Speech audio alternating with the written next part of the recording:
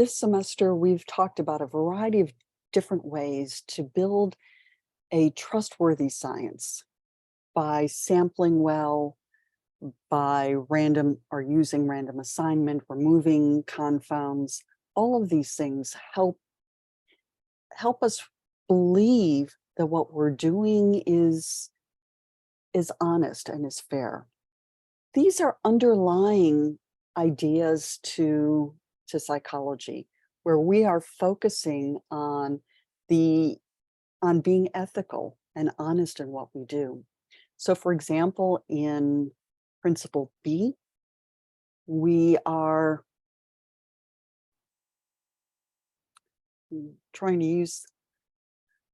we are talking about establishing relationships of trust with the people that we work with, and we're aware of our scientific responsibilities to society.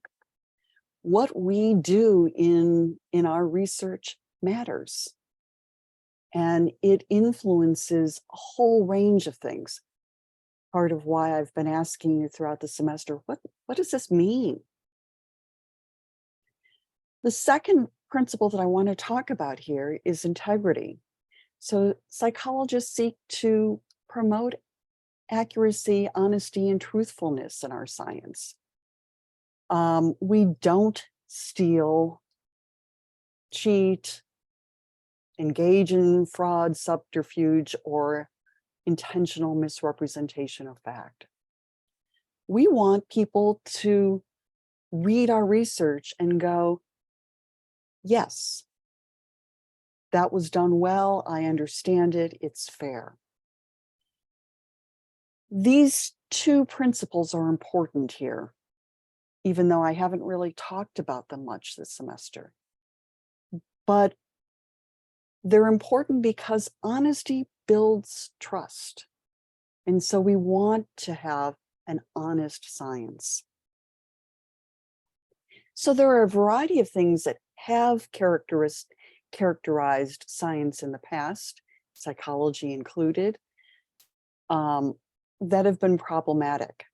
So for example, null effects have tended not to be published, in part because they've been viewed as not interesting, not important.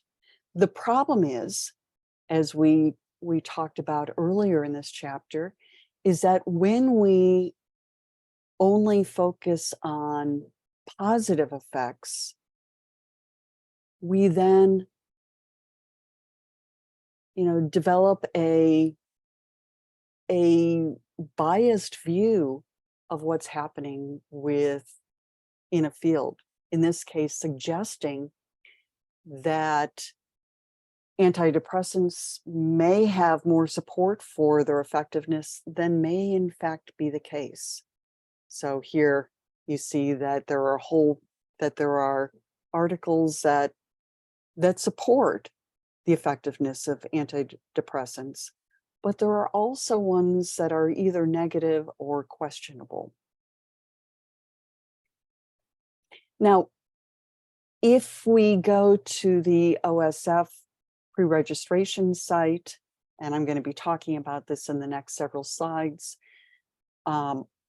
we can prevent some of these problems because that information is there, and other scientists can come back and say, give me your data.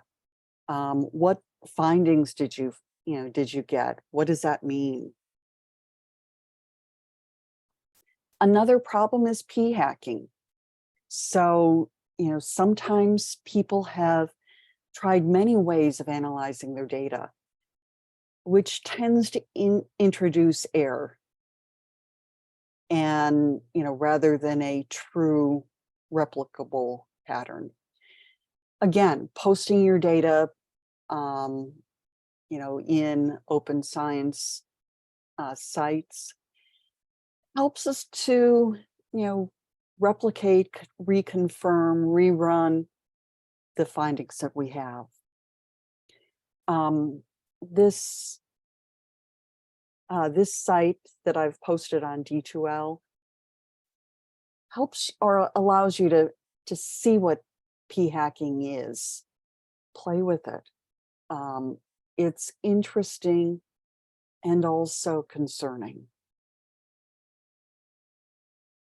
Harking is another kind of issue that we're going to be talking or that has been problematic when there is an unexpected result, but the researcher writes about it as though the result had been predicted all along. This is called harking, hypothesizing after the results are known. Again, open science, posting everything beforehand, including your hypotheses, decreases the probability of harking.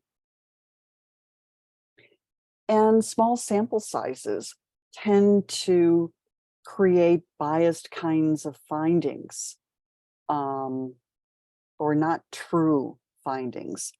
As we've talked about on more than one occasion, small sample sizes give us pretty variable means and may cause us to reject our null hypothesis when that is in fact wrong. What we want to do is aim for a larger sample size, a more honest sample size that we can trust. And with that, I'm going to say goodbye, and I'll see you in the next video.